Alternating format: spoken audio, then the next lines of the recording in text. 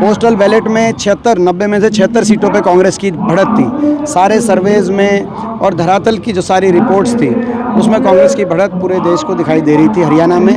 लेकिन कहीं ना कहीं किस प्रकार से क्या चुनाव प्रक्रिया रही है उसको लेकर जो प्रश्न है उनका जवाब दे चुनाव आयोग। बीजेपी हरियाणा का मुख्यमंत्री चुनने में व्यस्त है, जबकि कांग्रेस हार के कारण और ईवीएम में गड़बड़ी ढूंढ रही है।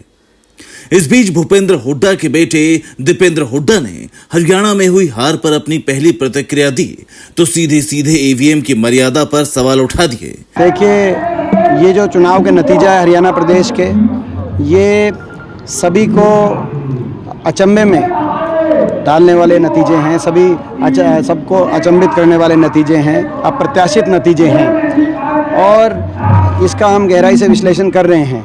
लेकिन चारों तरफ से 20 के लगभग विधानसभा क्षेत्रों से ईवीएम को लेकर भी एक इस प्रकार की बातें हमारे उम्मीदवारों द्वारा बातें आ रही हैं कि पूरी चुनाव की प्रक्रिया पर कई प्रश्न चिन्ह उठे हैं। दीपेंद्र हुड्डा ने बीजेपी पर छल कपट से चुनाव जीतने का आरोप लगाया। उन्होंने साफ साफ कहा कि कांग्रेस के उम्मीदवार 76 सीटों पर आगे चल रहे थे, लेकिन अचानक नतीजे पलट गए।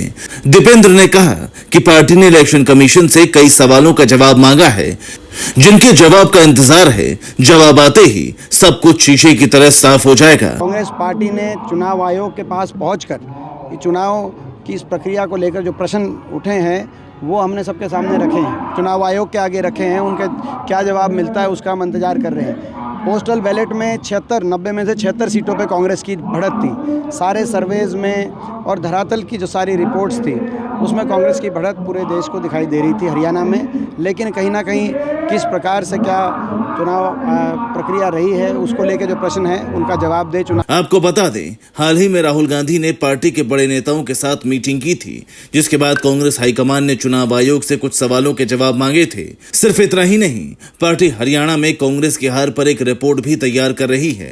पार्टी का साफ साफ कहना है कि इस रिपोर्ट के बाद साफ हो जाएगा कि चुनावी नतीजों में जनता का फैसला क्या था और ईवीएम में नतीजे क्या सामने आए।